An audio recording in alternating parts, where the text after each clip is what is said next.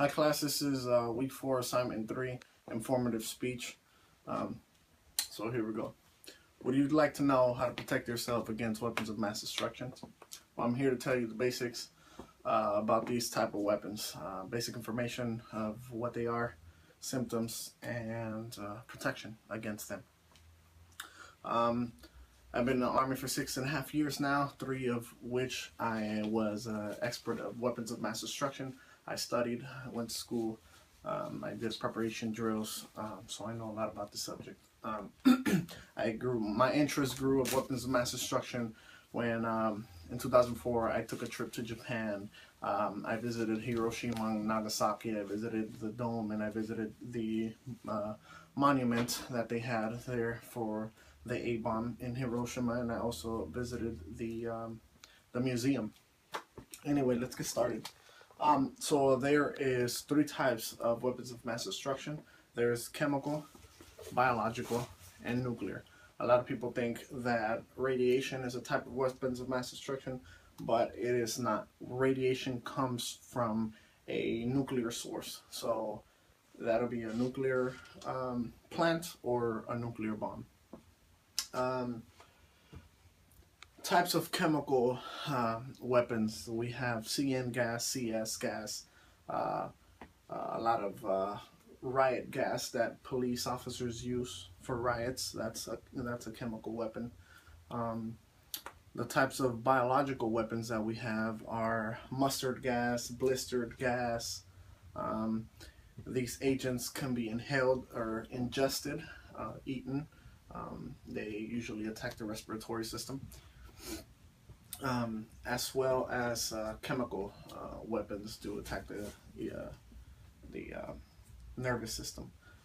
Radiation, what you can get with radiation is radiation sickness. Unless you are in direct contact with the nuclear source, you can have burns, you can have skin falling off, literally. When I was in Japan, I seen a photo and galleries in the museum of people were walking down the street with their skin literally falling off. It was melting off their bodies. So these are the kind of things that we can see. As far as symptoms for both chemical and biological weapons, we have itchiness, red spots, blisters.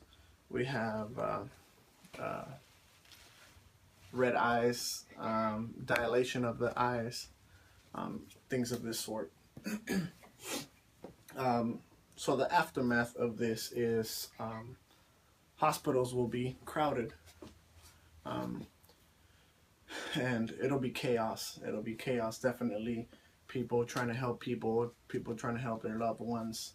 The emergency services will be activated.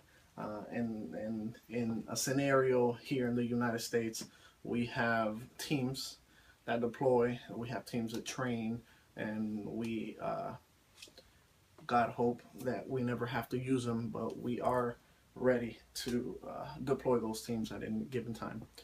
West Coast, North, South, anywhere in the country.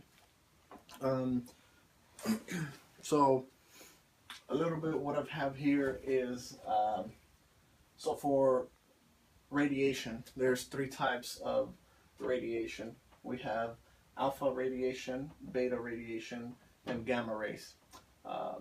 This is from the least to the most dangerous radiation, and both and penetration. So alpha particles can be stopped by natural sources, wood, paper, clothing, stuff like that. Beta radiation takes a little bit more: bricks, cement, rock, big thick piece of ground. And then gamma rays. Gamma rays are the most dangerous, and gamma ray really cannot be stopped. So what we have here, lead is the only thing, not that it can stop gamma rays, but it weakens it. So after gamma rays are shot and they go through lead, they're just weakened. just like that, right? Just for a visual.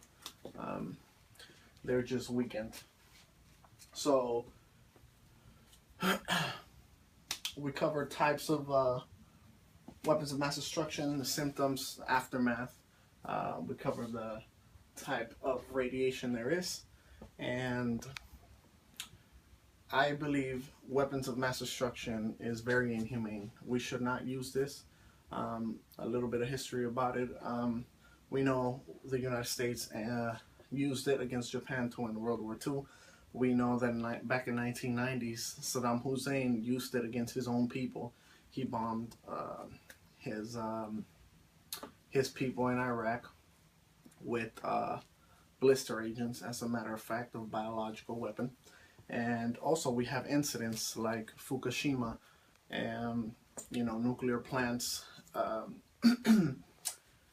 that go off, accidents happen, and radiation is spread. The west coast of the U.S. Had some effects on that, had some radiation in the water source and food products and all of that. And it takes time for radiation to ionize, which means to break down. So it is very dangerous. Now, plan and do your own research. Furthermore, research for your own self. I hope we never have to go through this, but if we do, like I said, these are the types that of nature and other things that we can use to protect ourselves against any type of radiation, chemical or biological.